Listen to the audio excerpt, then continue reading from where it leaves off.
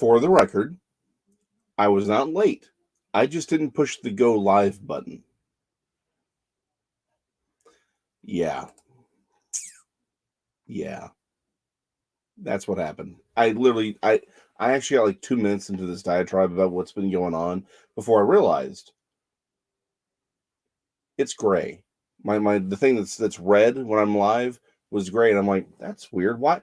Oh, I didn't push the button. It's one of those days already. You know how it goes. So anyway, thanks for being here. We're fine. We never lost power for any significant period of time. Like, we had some brownouts, things like that. Nor did we haven't had any problems with water. Our pipes didn't burst, anything like that. And the reason for my internet was spotty. Like, that's really why I couldn't go live. The internet was just terrible. And so, for those of y'all who don't live in Texas, this is what happened. Oh wow, Titan. Yeah, no, a lot of people are. See, everyone's been focusing on Texas. There's a bunch of people around the country who've lost power. And the thing is, like, in Texas, it was only like 3 million people who lost power. Now, that being said, I know a lot of people who lost power, but a bunch of us didn't. There were some rolling blackouts, but here's the thing that a lot of people don't get. Texas is really big. I mean, really big.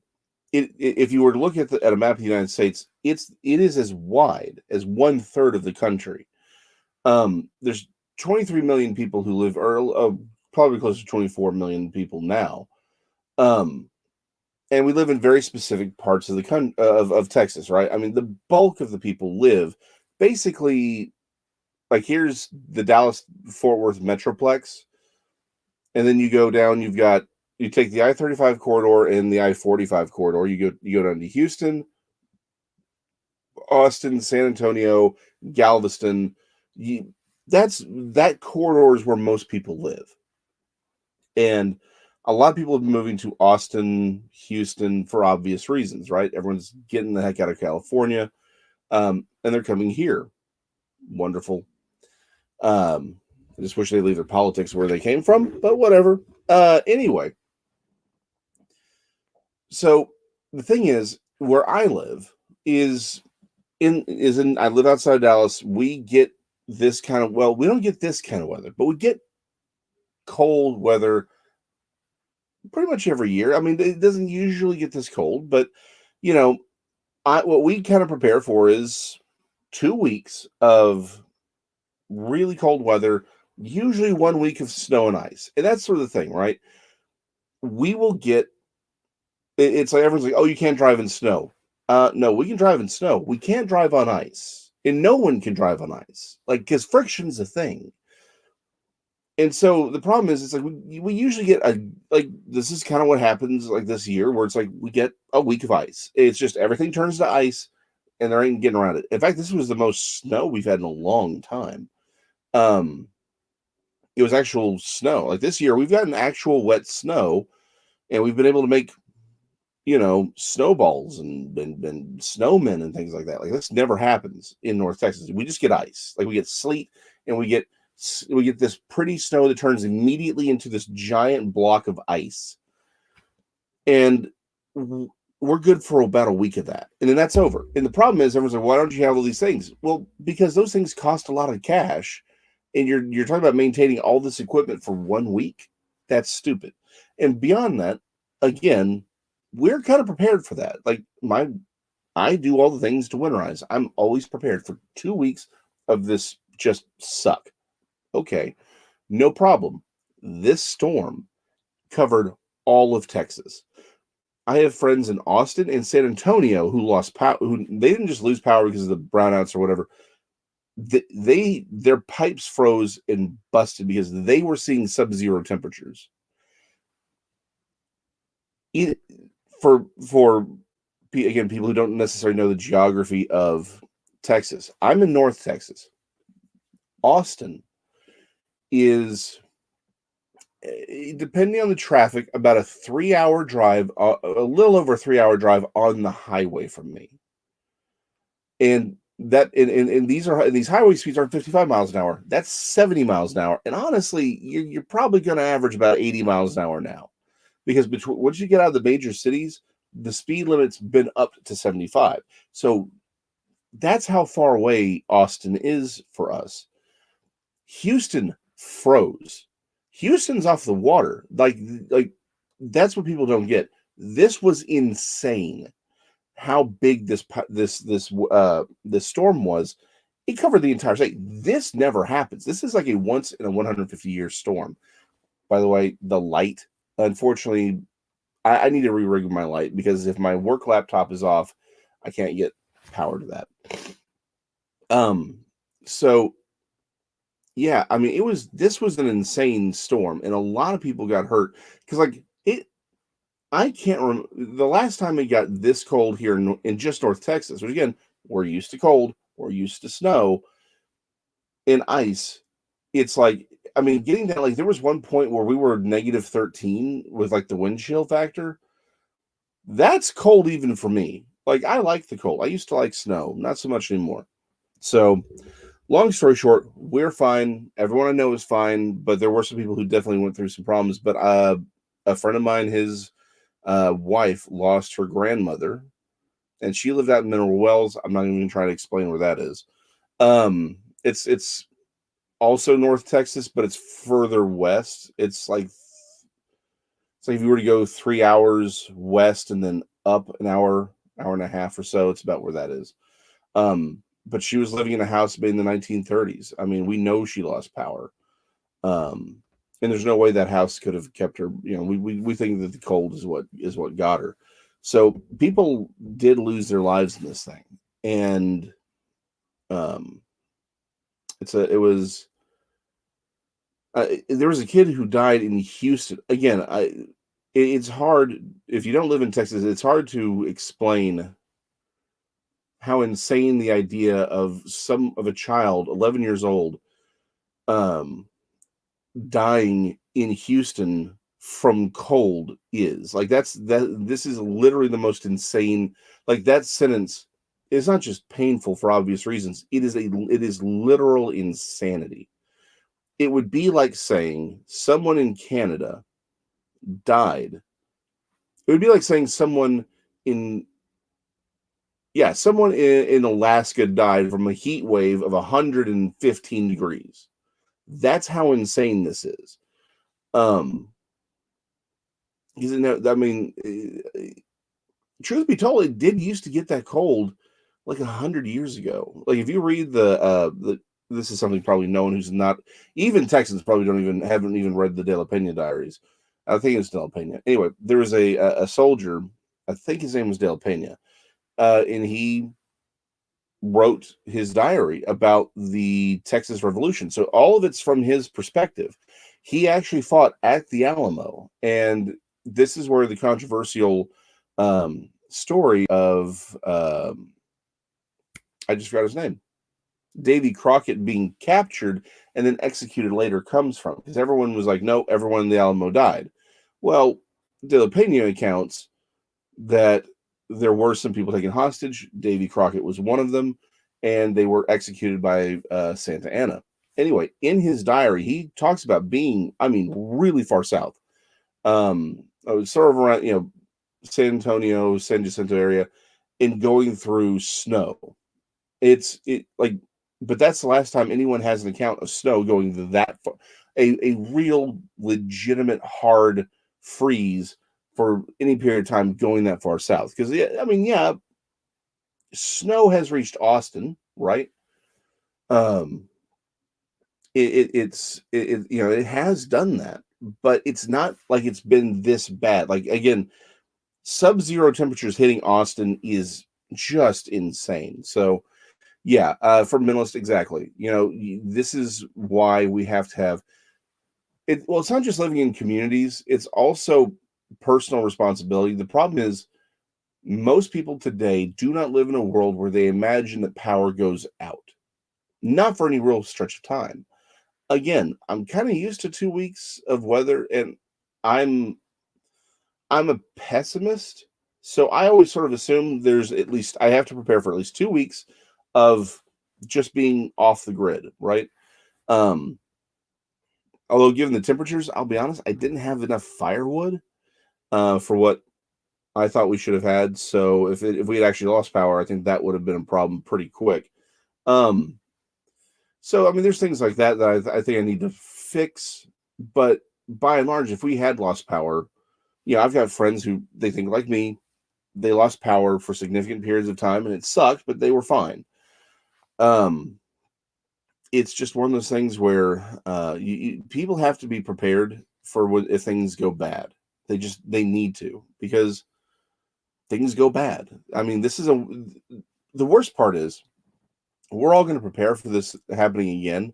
It's never going to happen again. This thing happens once every 150 years, like at best. Now, again, me taking these preps, probably a good idea.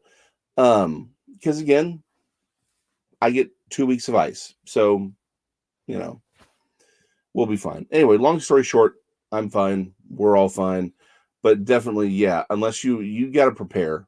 Guys, please don't trust anyone. Don't trust the government to save you. I mean, I'm going to be honest, if you're watching this channel, you probably already agree with me. So, preaching to the choir, yeah, don't trust the government to save you. That's all. Because it's not gonna. Government institutions, these things the problem is we're not even doing this. I know this is one of those conversations those other guys have, but we'll have it here, and then we'll get, because Genesis 5, we're just basically going to read. There's not too much to say about it. I'll explain why when we get to it. So we're not even doing this well, but like the government's good at setting up big structures that provide the ability for big things to happen. The problem is there's always going to be problems. You can't solve everything. You can't make anything that works 100% of the time. There's always going to be failure. There's always going to be people who slip through the cracks, and you have to be able to slip through a crack or survive an outage.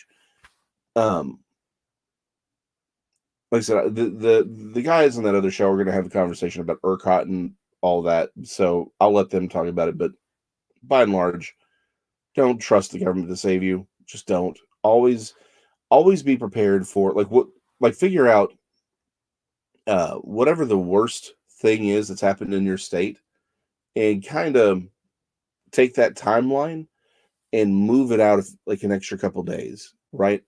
And figure that out. Like, if you lived in California, I'd say, look, unfortunately, it looks like your state isn't going to do anything about the wildfires. Like, they're not going to actually do the things they need to prevent the wildfires from spreading. So, like, I've got a bug out bag. I mean, I can show you, my family we have like 3 bug out bags, which I need to recycle everything out of. Yeah. So, you know what? Straight up, just become a prepper. Like, there's two levels of prepping, right? There is the bug out and the bug in. Most people need to prepare for a bug in rather than Mr. D-Knuckle 4 weeks hurricane prep. Yeah, exactly. Like, if you live in Florida, 4 weeks being able to live off the grid is exactly what you need to prepare for. But yeah, you bug out and you bug in. Figure out what you need for both. That's it. Yeah, so again, largely I'm here. Everyone's fine. It was cold, but like I said, I never lost power. I was fine. But like, so again, this is how strange it was. Last week, we were preparing for me and my team at work to lose power, specifically me, because of, I always, like, every time we had a storm, we lost power. But they did all this recent infrastructure because we have a hospital that went down like a mile and a half from me, maybe 2 miles. And since then we haven't lost power. I was still expecting, like, all this craziness is going to happen. We're going to lose power. I never even lost the internet. It was just spotty. But like the team that I work with out of Houston, they all lost power. And again, that is an insane statement for me to say. It really is. So it's like I've been at work, like this whole week, I've been pulling 14-hour days, I think, just to get everything done. And even then, we couldn't get it done because we were down like 6 people. So I've had a week. I'm exhausted. But we're fine other than that. So I hope everyone else is fine, because going back to my other previous comment, people don't understand. A lot of people, not just in Texas, they're focusing on Texas because it's strange. Like, this is weird for Texas, but there's a lot of people who've lost power, and they are in worse situations than we are. So let's keep them in your prayers. Oh, Titan, that's a great point about spiritually prepping. So you know what? Yeah, you know what? That's a good, solid conversation. Let me think about that one, because I think that's a topic for slightly in a slightly different direction. But I like that. I do like that. I'll write that down before I forget. Next week, though, we're gonna have Dr. Bob back on, and we're gonna talk about fun stuff, actually. So he'll be on next Sunday. Everything goes back. So Thursday Theology is going back on Thursdays now that the power situation. Prepping spiritually.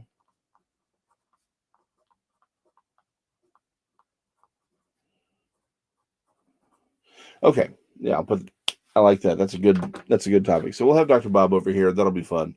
And 2 more points of interest. One, so Alan in Kenya, he's getting ready to, thanks to the money y'all have given, we've been able to get to rent out a school that he'll be able to do his ministry out of. So like 2 meetings a week, he'll be able to meet out of there, and teach and bring people to Christ. So that's good there. However, the only change is PayPal doesn't want to give money to him anymore. And again, even I was like, hey, well, so what's up with this? And they're like, yeah, we just don't think we want to give him money anymore. I'm gonna say I understand where they're coming from, because PayPal and a lot of these financial institutions, they're trying to prevent lawsuits from people being scammed. Okay. Granted, understand all of it, right?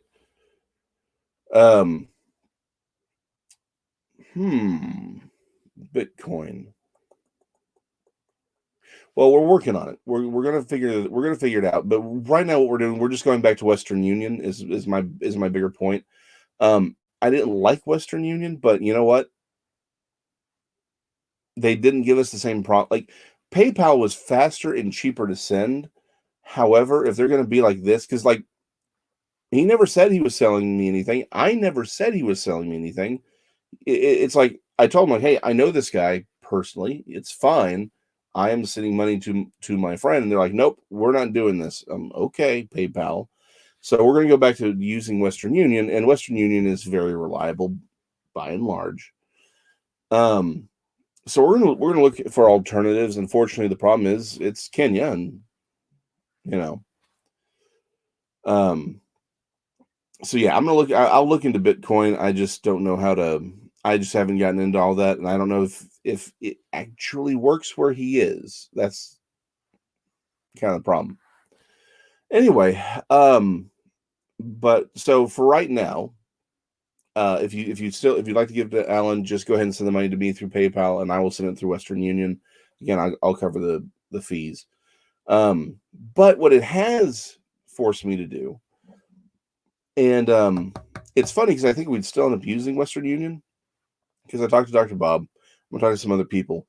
The idea of creating a ministry where you can find indigenous missionaries, pastors, and give directly to them, I think is like that's something we need to be working on and developing. I think, and Alan's been a test case, right? It's where it's like me and a few other people giving relatively low amounts have made a real impact for that one church. Well, we can do that. Like, there doesn't need to be a big organization. Although the trick is you have to be able to know the person's doing what they're doing, right? Like, I was talking to Dr. Bob yesterday. He's my father-in-law, just so y'all know. I was talking to him about all this, and one of the things he said, apparently there's a group where there are some people where essentially what they've done is they've created a bank account, and the people that they're supporting are given like debit cards, and so the account's actually here in the US, but they're using the debit cards there. And so they have access to it. The thing is, you just have to trust that that person isn't going to do anything untoward with it or isn't going to overspend. I don't have that kind of faith in people. I'm sorry. I just don't. I'm as cynical as I'm pretty cynical when it comes to people, and it has served me well. Not well enough, unfortunately, because I do want to believe in people, but I'm pretty dang cynical. So I couldn't go that far. But being able to help people specifically is a ministry. So I think there does need to be an organization. So there's going to have to be some amount of fees taken, but the fees that are taken can cover the actual sending of the funds. But they're also, that the point of the ministry is to be the people who say, look, you can trust these people, right? This is not some random dude in someone's basement in who's saying he's out there being a minister in Calcutta when he's actually in his mom's basement in Czechoslovakia smoking weed, right? So anyway, so that may be something I'm going to be turning my attention to more wholeheartedly in the near future. So the short thing here is PayPal sucks, but we'll use it to send money to me, and I will send money to Alan through Western Union for the time being until I can figure out something else. Because I have no idea how to set up currencies or exchanges or anything like that. So, like, I can't become a bank. I just can't. I wouldn't know how. So, stick to what you're good at. What was the other thing? Darn it, now I can't remember. Alan, school, money, that, Texas. Must not have been that important. So, anyway. Oh, yes. Something I have discovered. I hadn't really heard of it. I just sort of stumbled upon it, but apparently it's been around since the 80s. It's been played with since the 80s as far as a thought. And I'll go ahead and say this. I'm looking into it. I don't know exactly what let me phrase this. I don't know what to think of it precisely yet. I'm still looking into it a little bit more. But it's called The New Perspective on Paul. You can look that up on YouTube. There's a lot of people who've had this conversation. I'm trying to I want to work through it and play with it a little bit before I bring it to y'all fully. But it's really interesting. And basically the premise of The New Perspective on Paul is this. We in the Protestant world have always, and those of the mainline Protestant denominations have always sort of used Paul's writings on salvation as saying that he was against a works-based salvation, which he was, but we thought that that's what he was saying Judaism was, right? That it was a works-based system, and that's how we've taught it, that's how we've understood it. But the New Perspective on Paul says it's an overstatement. It's a misunderstanding of classic Judaism. And it first sort of started with a bunch of rabbinical scholars said this isn't what Judaism is. And as we've gotten deeper into a lot of these texts that we've discovered the last 100 years, people come out and said, hey, we're not seeing that kind of understanding in these texts that the Jewish rabbis and scholars and Sanhedrin and Pharisees at the time were talking about. Like, they weren't talking as if Judaism was a works-based salvation. In fact, we see treatises where they're actually sort of discussing that very concept. Like, do we believe in a works-based salvation? Like, that was sort of like, we're finding documents about that. So someone who is a Jew among Jews wouldn't have had such a crude understanding of Judaism. And the basic premise is this, that the Jewish understanding of salvation at the time is that it wasn't based on works, but rather that you were Jewish, so you're in the covenant with God, and your good works were to keep you with were to be things that made you right with the covenant of God. That was the idea. So it was already by grace through faith, sort of, but that it was because you were born a Jew or you became Jewish. That was the point. That's how you were saved in rabbinic Judaism pre-Christ, and then your works were to make you a good Jew. It was to make you um, covenant compliant. Is probably the best way to say it. Thank you for minimalist. If you want to look into that, because that's beyond my skill level. So it's a really interesting concept because it doesn't change necessarily what Paul is saying or the main theological points, but it fits very neatly into it changes sort of the perspective of what he's talking against. Um, why people felt like why the Judaizers were a thing, right? Like we sort of see like, a lot of people make this sort of argument that the Judaizers were, well, they were just used to being this, and it's like, no, the Judaizers have a bigger point if that was their understanding, and it fits very nicely with this understanding of kingdom, right? Christianity is a kingdom, which we've discussed a lot. Deuteronomy 32, the different spirits, the kingdom idea, just fits very well with that. So I'm gonna play with that and maybe bring that up in a couple weeks because it's an interesting perspective.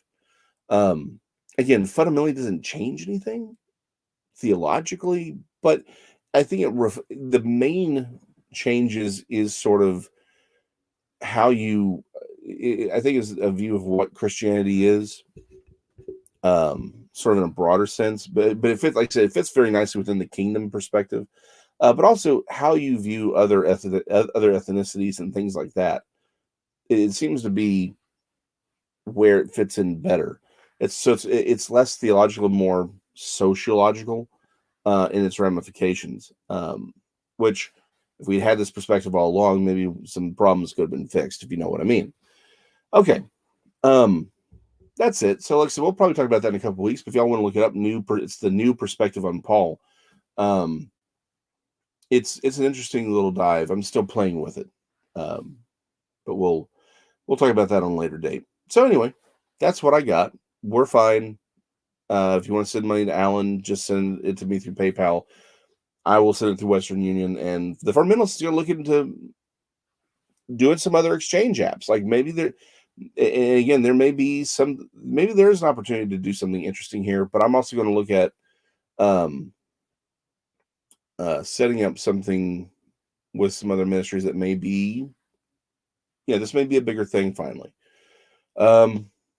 That's all I got. And we're 30 minutes into this. So, and I'm sorry to have wasted y'all's time on the snow, but I figured y'all probably wanted to know what was going on and how that was happening. So let's do some praying. I'll read through Genesis 5, unfortunately, and then like I said, honestly, there's not too much to say about this one. But we'll explain that here in a second. Heavenly Father, we thank you and we praise you for all that you've done. Father, we know that your hand is on all things, that you are guiding us to where we need to be. You have set our steps in front of us. You have called us to do things that we can't even imagine. You set obstacles before us and open doors that lead us down pathways that you want us, because you are preparing us for something greater, something we can't expect. Heavenly Father, we thank you for these things, and we thank you that you are in control, and we ask only that you break our wills to follow you, that we go not just lovingly but obediently, and that you give us the wisdom we need when we need it, and help us to wait faithfully when you haven't provided it. In Christ's name we pray. Amen. Yeah, I'll be honest. This last week has, I'll say this one last thing. I had a lot on my mind this last week. I really don't even know what all to say about it, but there's been a lot on my mind with not, the storm. The storm was what it was. Like that. That's not really what's been on my mind, but just things. Um, Trying to figure some things out. We'll figure it out, but we'll see. Unfortunately, the worst place for me is not knowing what I'm supposed to be doing at a time. Like, I mean, like this is what I'm doing. I get that. But it's like I have this feeling there's something else, but I don't know what it is. Like there's something else going on, and the problem is like waiting. That's the worst thing for me. I can't do it. And of course that's why God's like, yeah, you're gonna wait for a little bit. Really? Okay.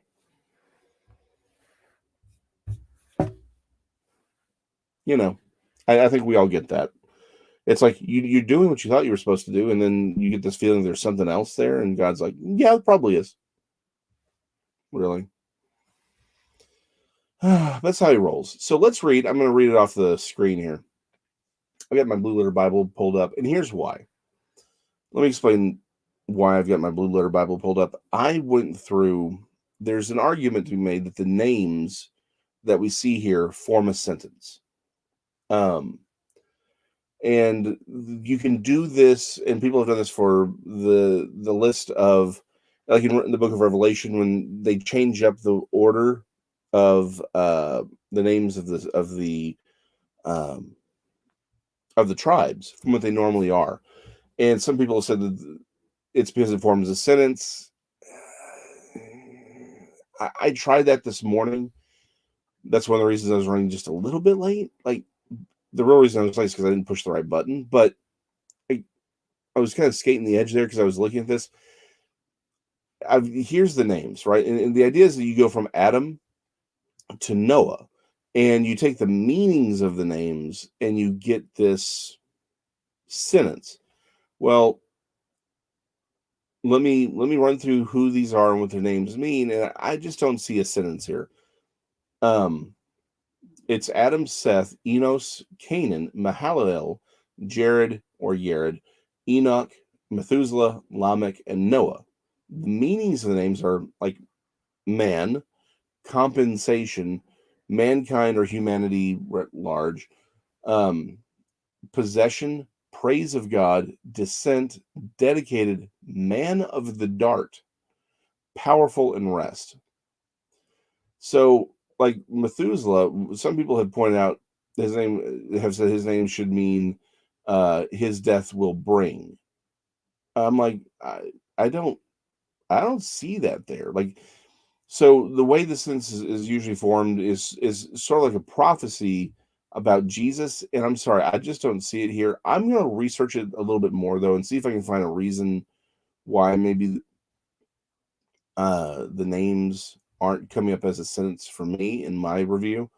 Like Methuselah, man of the dart, I double checked the meaning of the root words, thinking, well, maybe they're going back to the root words on some of these things, and it's like, nope, it means man, and like dart or missile or like, sorry, it doesn't mean his death will bring. Like, that's just not what his name means.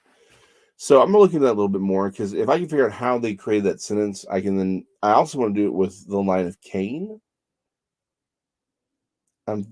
See if maybe there's a little play there. Now, the reason that someone would think you could do such a thing is, again,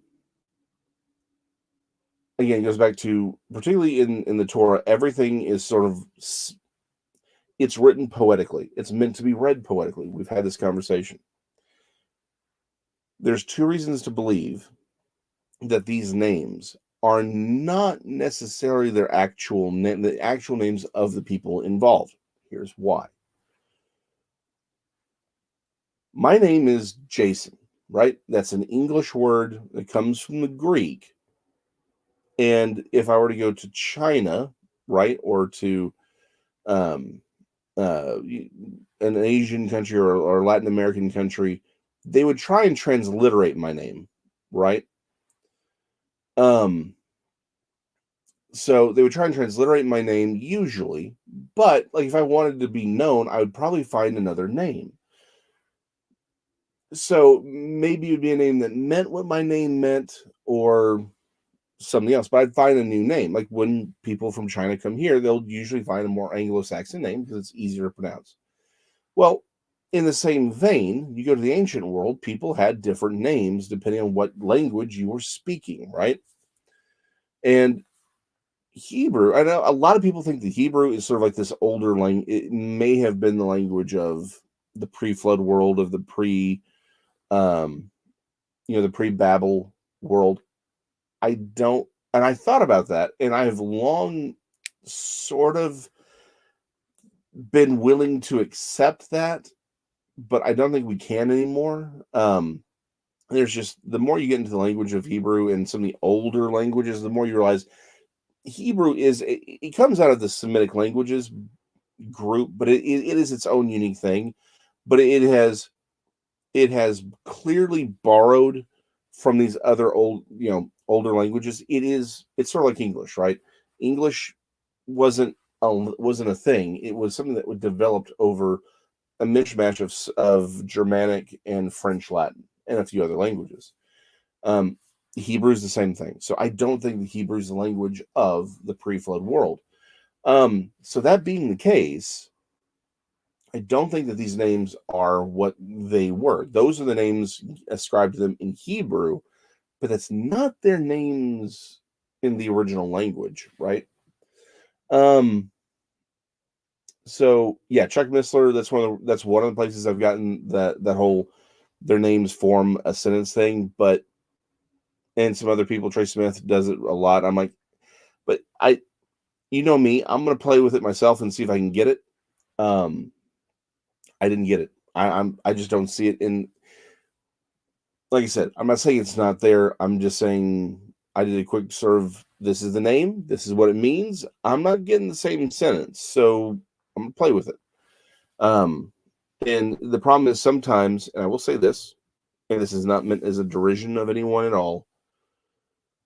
There are very well-meaning people out there who have ministries, and this is not directed at Chuck Missler at all, or anyone in particular. Just saying, there are very well-meaning people out there who do good work, solid work, but sometimes they will there are ideas that they will try and they'll bend over backwards to make it happen. Just and but that's you know what, I'm gonna even say this, that's every ministry. So I'm saying is I couldn't find it. I'm still gonna do a little more research on it this week and see if I can figure out if there's a logical reason why that sentence should be the way it is, the way they translate it, then I will, and I agree with it, and I'll bring that to y'all. I'm just saying I did the basic work, and I'm like, yeah, there's some of this here, but there's some big problems. So just saying. Um, but Hebrew, like I said, I don't think these names are necessarily their actual names. Um, yeah, yes, for minimalist. Uh huh. Touche, touche. Um, it's Yeah, that's why I love this. Anyway, so long story short, I don't think the names are their actual names. These are names that are given to them in Hebrew for this purpose. So the idea that their names could have a secondary meaning, I think is important.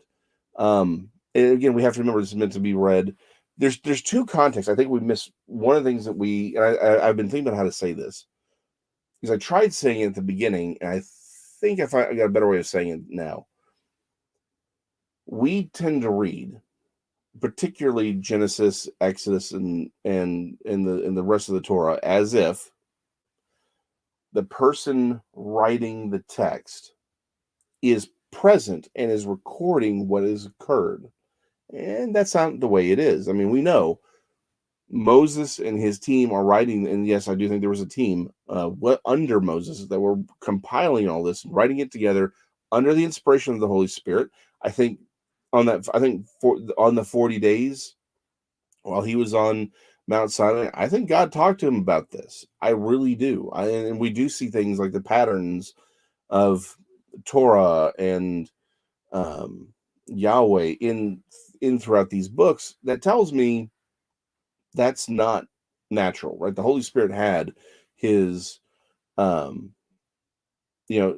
God had it. He was very intimately involved in the writing of these first 5 books. That being said, what Moses is writing is from the perspective of someone who's living after the events. And so he is telling us this story in a very truncated way. Like, he's not giving us all the information because he's just giving us the highlights. And he's writing it from that perspective of someone who's living over this side versus being actually involved in the actual events. And so I think we do the text a disservice by trying to read it as if we were reading it as if someone were there watching it. Now, when we get to the Gospels, that's how you read it, because that's what they are. Matthew, Mark, and John are all essentially written by eyewitnesses. Luke is a historian going to eyewitnesses. So they're written as if the way we would write something today, right? But the first 5 books, that's not how they're written. And they're meant to be read with the understanding of, okay, we're looking back at this and he's telling us what's happening. So the perspective, like, that's why with the whole Eve thing, on the idea that there were, if we work from the idea that Genesis 1, again, this is not my reading of the text, but I do appreciate the reading of the text, that Genesis 1 is the creation of humanity, and that Genesis 2 is God is either specially creating Adam to be his first, to be his first priest, or he's taken someone from the humanity that he's already created, made them a priest to humanity. And that's what Eve is as well. And Eve being the mother of all who live, the Eve being the mother of all who live is actually being written by Moses later. So it's through Adam and her lineage that Noah comes, right? So you could make that argument that that's how Eve isn't. She wasn't the only woman made, that there was humanity that was made, but that Eve, it's through her matrilineal line that we get humanity post-flood. Okay, I can take that reading. But my big point is, I think the names, I don't reject the idea the names could have a broader meaning, like as a sentence. I don't see it there. But I do think there are some, like Jared, I think is very important because his name means descent. And it's in the days of Jared that the Watchers did come down, according to the Book of Enoch. So I think that's what they're saying, right? Again, his name may not have actually been Jared. Jared may be the name ascribed to him because that's the time period when they showed up. So I hope that sentence sort of makes sense. So we're going to go ahead and read it, and we'll go from there, because unfortunately this really is just it's just the genealogy. There's some important stuff here, but there's not too much more to say beyond that, right? So we'll start with Genesis 5:1. This is the book of the generations of Adam in the day that God created man. In the likeness of God made he him. Male and female created he them, and blessed them, and called their name Adam in the day in which they were created. So let me stop right here, because there's something to say. Because right here, Adam and man, right, where we translate as, the generations of Adam in the day that God created man. That's the same word. A good way of saying this is, because Adam, like I've got right here, and just to make sure I'm not lying to you, I'm going to pull it up. It means man. That's what it means, right? It can mean red. It's the first man sitting enjoying, but it means man. Like that's what it means. So it is entirely possible. Again, this is not my reading. I do have a different reading. I do think that it means Adam, and then all humanity came out of him. That's my reading. But to this other idea that humanity was created and then Adam was sort of appointed priest, I think works for this as well, because it's repeating what was said in Genesis 1, really, not Genesis 2. It's Genesis 1. And then it talks about Adam, right? And you can make the argument that it should read, this is the books of the generation of man. In the day that God created man, in the likeness of God, he made him. Male and female created he them, and blessed them, and called their name Adam. Again, their name, meaning their name humanity or man, in the day when they were created. And Adam, who is the priest, lived 130 years and begat a son in his own likeness after his image, and called his name Seth. So, again, I'm of the reading that Adam is the first man, Eve is the first woman, their kids, or everybody comes from. But if you like the reading that says Genesis 1, God makes humanity. Genesis 2, God takes Adam, or the first high priest, out of humanity to make him the high priest in his temple, which is in Eden. I think you could make the argument that the text here does not argue against that reading. So if someone holds that,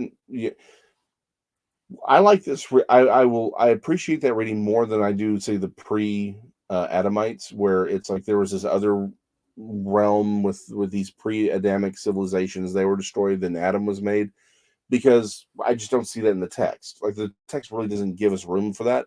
The text absolutely gives room for that reading. And I'll be honest, I could see, with the appropriate information, and when we get to the flood, I think you'll understand why. I think there could be an appropriate understanding for that to be the proper reading of this text. I'm just not there yet, and I may not ever be there. I'm of the reading that Adam is the first human, Eve's the first woman, everyone comes out from them. I'm groovy with that reading.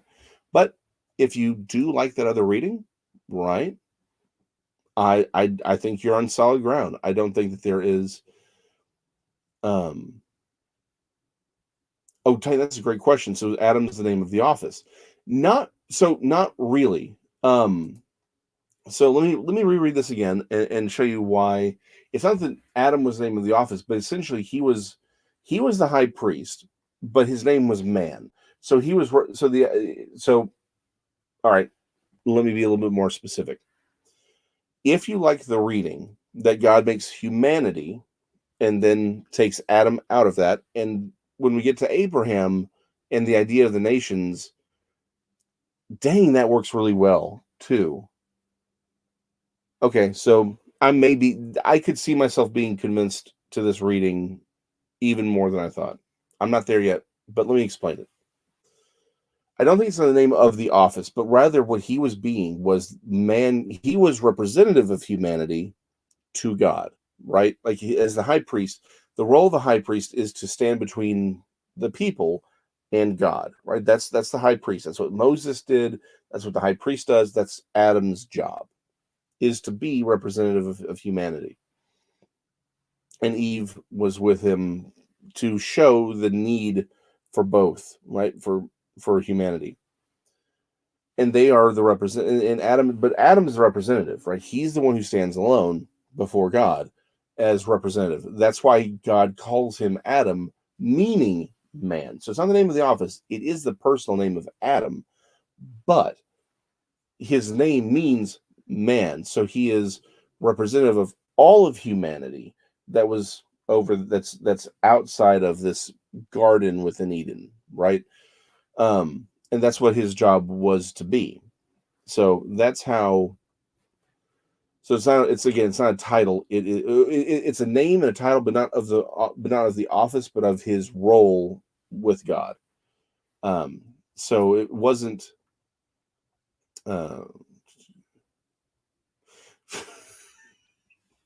Just saw the firmament was gone. I'm gonna put that up.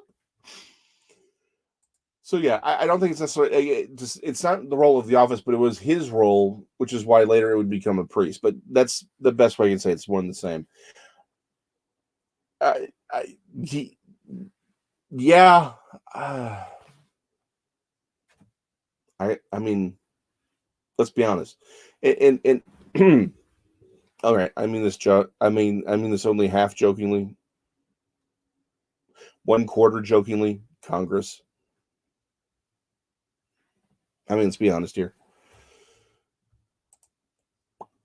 And either way, we're all in. No matter, I don't care who you are. We're all inbred anyway because of Noah. So Adam, Eve, Noah, doesn't matter. Somebody's their own grandpa somewhere in this thing. So Adam. So again, if you're of the reading that God creates humanity, and then Adam is a person chosen and brought out of that. This genealogy, I don't think changes or argues against that standing. I think you can argue what's being repeated is from Genesis 1, and then it talks about Adam the person. So I think you're on solid ground here on that one. I'm not going to throw my weight behind that, and it's a substantial weight, but it's not. I'm losing weight this year, I swear.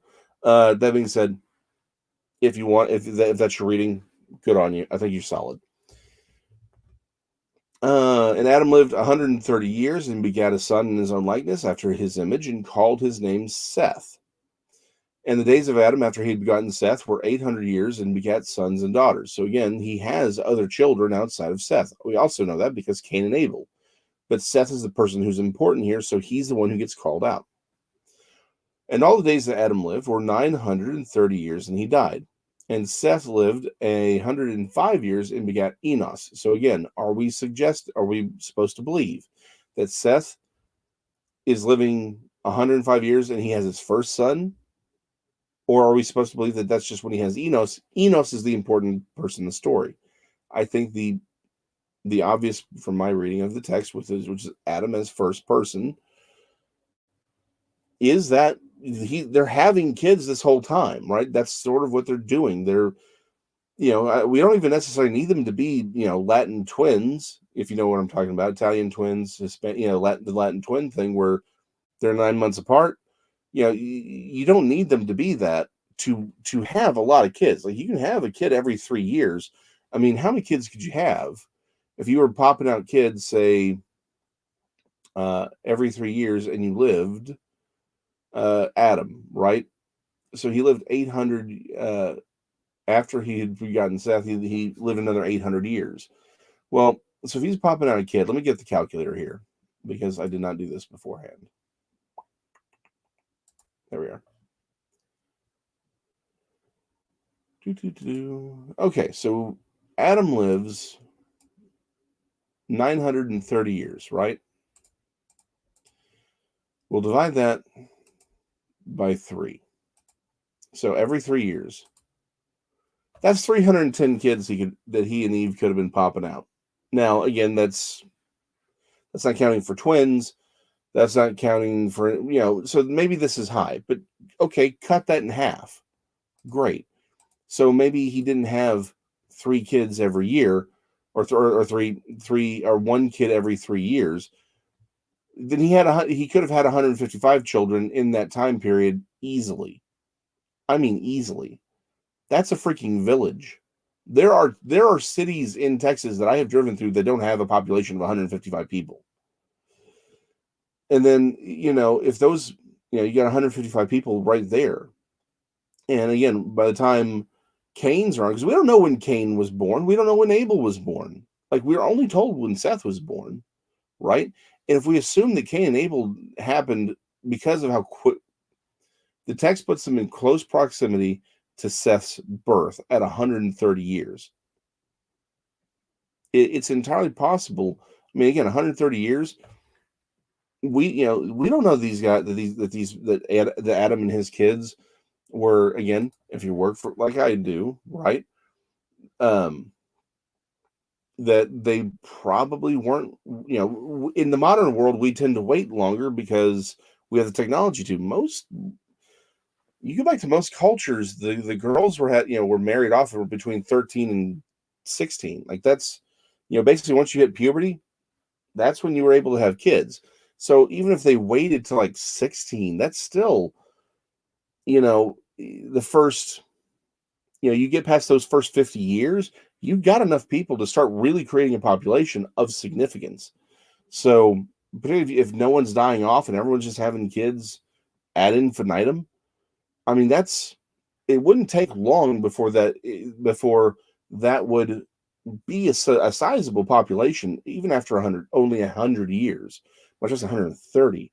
And one other statement on that is, if we assume that they're starting off with perfect genetics, like I would, because God created them, there would be no recessive traits. And beyond that, God could have done given the environment they were in, it was a perfect environment. It would not be impossible to believe that he was causing mutations faster, right? The mitochondrial mutations that we see today are few and far between, and so we can time them. But if mitochondrial DNA mutated, say, every generation back in the day, pre-flood, they would have had a very genetically diverse population very, very quickly, which is kind of what we see in the fossil record. We see a bunch of different humans, and they're all intermixing and interbreeding. So, just saying, that's just a quick observation. So, like I said, if I've been touting the viability of the first reading, so I'm coming back to defend my other reading here, and that's just a really big point there that we often look over, is like, well, hold on, what could you really do in this time span? Like, you can do a lot. Like, people don't. And here's the thing: Adam lives what, 930 years, right? Where's my yeah, 930 years. By the way, the other reason to think that maybe this isn't all exact is the fact he lives like 930 years. Seth lives 105 years and begets Enos, and then he lives. It's like there are certain numbers that show up that don't have significance to us in the West, but they have significance to people in the ancient Near East because of their base 60 counting. We have a base 10, they had a base 60, so that's why there were numbers that are important to them that aren't important to us, and those numbers show up very, very strongly here. So the idea that a lot of this may be metaphor, fine, but I don't think we can reject out of hand that these are also legitimate time frames. So they just may not be precise. Like, he may not have been exactly 130 years old when Seth is born, but that's sort of it's close enough, and so they round it there for a theological point. But the idea that he lives 930 years, I think, is sort of legitimate. I think they did live significantly longer. But anyway, think about how long ago 930 years is from where we are today. We are in the year 2020, right? I'm sorry, 2021. Wow, yeah. So we're in the year 2021. We go down 930 years. That's literally the year 1091. English doesn't even exist in 1091. That's like the pre-Dark Ages, right? I mean, that is literally like in the middle of the Dark Age. Like the Roman Empire would not fall for another 400 years. That is, I mean, we're talking about the Saxons are invading England at the time. That's how long ago. That's if we were to count backwards from Adam's time, that's how much space he lived. That's a lot of time to do a lot of things, including having children. But I'm just saying, that's a long time. We often do not fully understand how much time this was. So that's why when people are like, well, look at all these, profound things. Well, yeah, we have a lot of these profound ancient buildings that were built with amazing levels of technology, right? Yeah, no boats, no phone. But it's like, you know what? If I knew I had 1,000 years to do something, I might be willing to show off. And if I'm doing it by hand, it's like, great. Maybe I spend 6 months out of the year working on something by hand with primitive tools. Great. But if I live 1,000 years, that's going to add up. right? 500 years. What could you do? What could 10 people in perfect conditions with 500 years doing 6 months of work on it, what could they do? You'd be amazed at what could happen. So that's all I'm saying. We'll go ahead and finish this up because we're already long. And I apologize, but lots to talk about. And Seth lived 105 years and begat Enos. And Seth lived after he begat Enos 807 years and begat sons and daughters. So again, kids and kids and kids. This population is exploding over all this time. And all the days of Seth were 912 years, and he died. And Enos lived 90 years and begat Canaan. And Enos lived after he begat Canaan 815 years and begat sons and daughters. And all the days of Enos were 905 years, and he died. And Canaan lived 70 years and begat Mahalalel.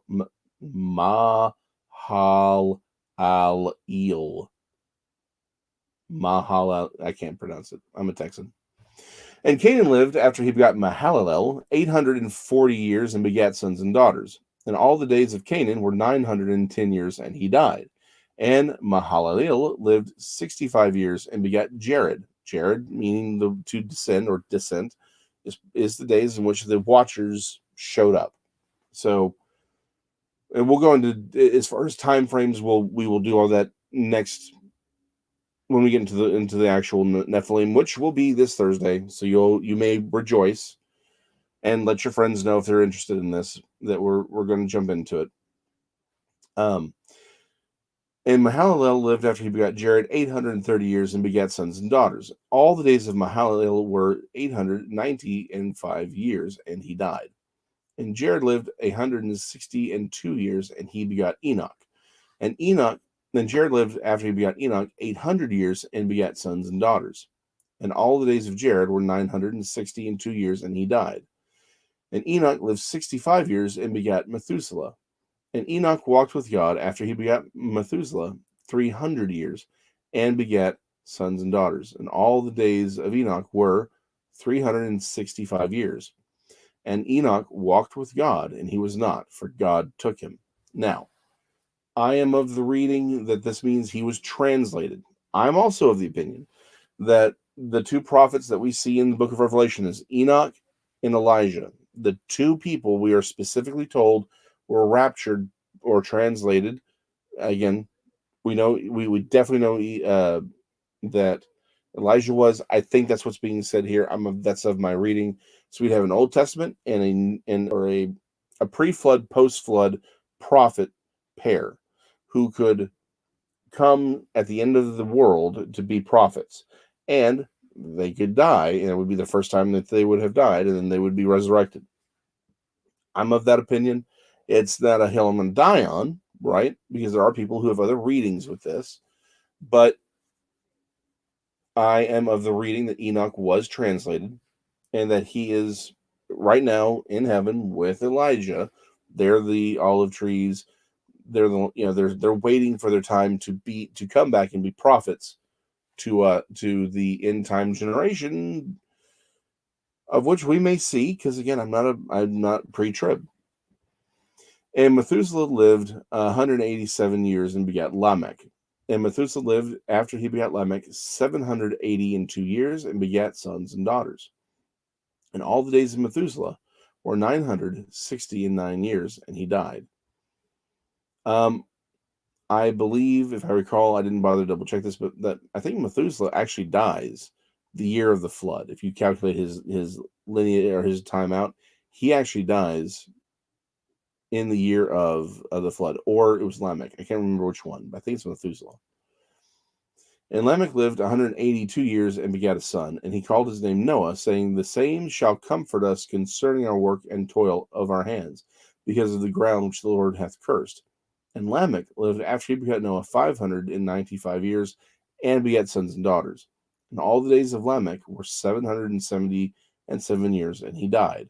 And Noah was 500 years old, and Noah begat Shem, Ham, and Japheth. Now, the question is he actually saying that Noah was 500 years when Shem, Ham, and Japheth were born, or is the fact that we're saying 500 years? It's like we're going to stop right here because this is where we're getting into Noah's story, right? But he's already had Shem, Ham, and Japheth. So the text is ambiguous at this point. I know we get their generations later, but the text here is vague. And I think it's vague for a reason. I think it's because the point was to get to Noah, and what we've done now is we've set up who Noah is and that he has 3 sons. And that's the point of this particular verse. It's not necessarily telling us when they when they were born. We get that later. So it's just we're setting up who's who, and that's why that verse is vague. And Titan, yes, I'm pre-wrath.